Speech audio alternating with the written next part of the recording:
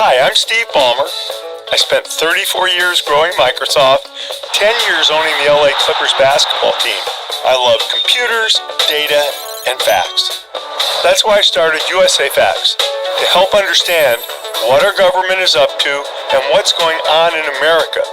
I'll share with you the facts and data, all from our government. You make up your own mind. In this episode of Just the Facts, the U.S. economy in your pocketbook. But first, a quick disclaimer. As I talk, I do a lot of rounding of numbers, but the data you see on screen will be more exact. Things might have changed since I recorded this in mid-June. I can't predict the future, but I'll be reading about it when it happens. So now, let's roll. Let's take a look at the economy and how it is working or not working for you. Economists measure the economy by looking at what they call the gross domestic product, or GDP. It's the market value of all the products and services created in a year by our economy. Our GDP was over $27 trillion in 2023. Let's look at growth, real growth, which is GDP growth adjusted for inflation. We went from 2.5% growth in 2019 to negative 2.2% in 2020 when COVID hit, to a surge of 5.8% in 2021 during the recovery, and now to about 2.5% in 2023. In 2023, real GDP per person in the United States reached a high of $81,624, which is up 2% from 2022. While GDP is a pretty good way to measure how well the economy is doing for the U.S. as a whole, it doesn't necessarily describe how the economy feels to the average American. For that, we need to look at statistics like jobs, wages, spending. On jobs, let's start by looking at unemployment. In February of 2020, a month before the COVID outbreak, unemployment was a low 3.5%. But by April of 2020, about a month into the pandemic, the unemployment rate had already shot up to 14.8%. But in January of 2023, it hit 3.4%. As of May 2024, it's at 4%. So next up is inflation. We hear a lot about inflation, but what is it? In layman's terms, it's the rate at which the prices of things you buy increases. To measure inflation, let's start by looking at the Consumer Price Index, or CPI, a government official measurement of inflation that includes a representative basket of the goods and services that people buy. The CPI growth hovered monthly between 1.5% and 2.3% in 2019, the year before the pandemic. It skyrocketed to a high of 9% in June of 2022. As of May of 2024, it's down to 3.3%. But even as the rate of inflation comes down, it does not erase the impact of accelerated price increases over time. The cumulative increase in the cost of goods and services before the pandemic, about 19%. In 2019, the average cost of a gallon of gas was $2.60. By 2022, the average was nearly $4, and in the month of June, it was nearly $5 a gallon. In 2023, the average cost lowered somewhat to $3.52 a gallon. Let's zoom in on two other costs people frequently focus on: housing and food. Overall, the cost of housing, rental price, and the owner's equivalent of rent has increased 21% since January of 2021.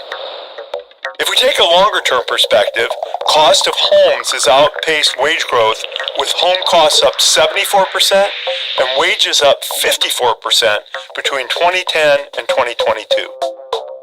Let's look at food, specifically the cost of groceries. Between 2021 and 2022, average annual grocery prices were up 11.4%, the highest increase since 1979, and they grew another 5% between 2022 and 2023. From 2019 to 2023, the cost of groceries and eating out rose by 25%, compared to 19% for the overall CPI growth. Now I want to step back with a little sidebar. To combat inflation, we have empowered the Federal Reserve. They apply the brakes by raising interest rates. That's what they have done for the last 2 years once inflation started really heating up. That sent the interest rates for getting a mortgage up from under 3% a year to 7% for most people. And that's higher than any point between April of 2002 and October of 2022. Let's do a fact check. Real GDP per capita, all-time high in 2023 of nearly $82,000. Unemployment down to 4%. Inflation rate down close to 3%, but key expenses like energy, food, and housing are more than 20% more expensive than they were at the start of 2021. Okay, so let's now talk about how folks are doing. U.S. employers added about 3 million jobs in 2023. That grew our workforce to 159 million people. During the pandemic, we first lost jobs, and then we gained jobs back. 28 million since the low in employment in April of 2020. There's been a gain of 6 million jobs total since right before the pandemic. Now let's look at the bottom line. Are Americans getting ahead or falling behind? The median wage, which includes salary, base wages, commission, tips, the income you earn from working, has increased by nearly $8,250 since before the pandemic in 2019. It moved from $39,810 in 2019 to $48,060 in 2023.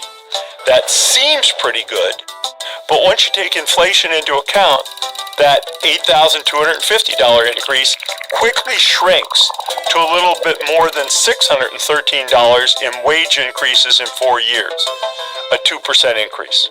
To really get a picture of what folks have to live on, we will look at 3 factors: income, how much you have to pay in taxes, and what you receive in government benefits. There's market income, the money a family makes from wages, and investments in individual retirement accounts, as well as the health care that's paid for by your employer.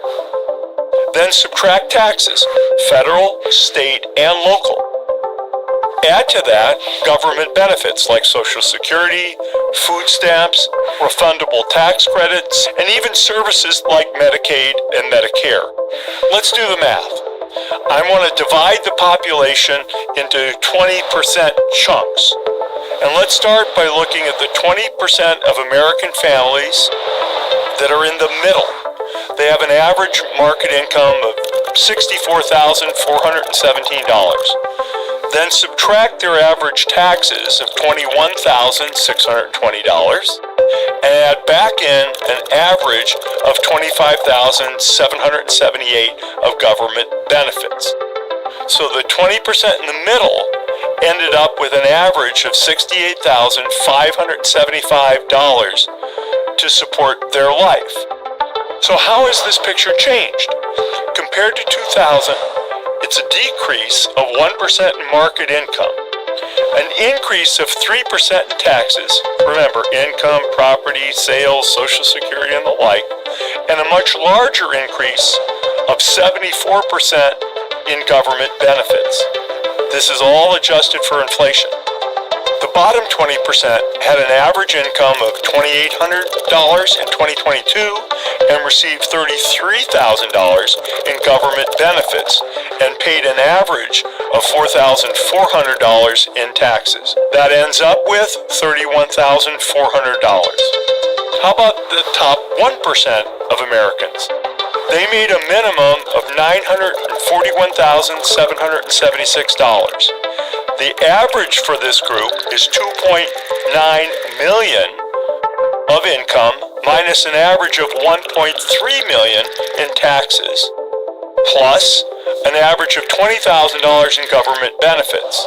This group ended up with a little bit over $1.6 million after taxes and benefits. Family incomes are also lowered by two demographic shifts. First, people are more likely to live alone today than any time in the past. 29% of households today consist of individuals living alone without a child, compared to 13% in 1960. Second, a greater share of the population is over 65, increasing from 13% of the total in 2010 to nearly 18% in 2023. More retirees rely on income from Social Security and support from government services like Medicare.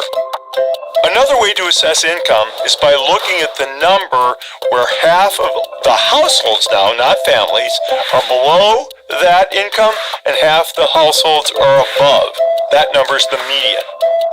Median household income differs by race and ethnicity, with Asian households having the highest median income of $108,700, followed by non-Hispanic white households at $81,060. Those are both above the national median. Hispanic households had a median income of $62,800, while black households had a median income of $52,860, which are both below the national median. What about poverty in our country? How is that measured? There isn't a specific income number.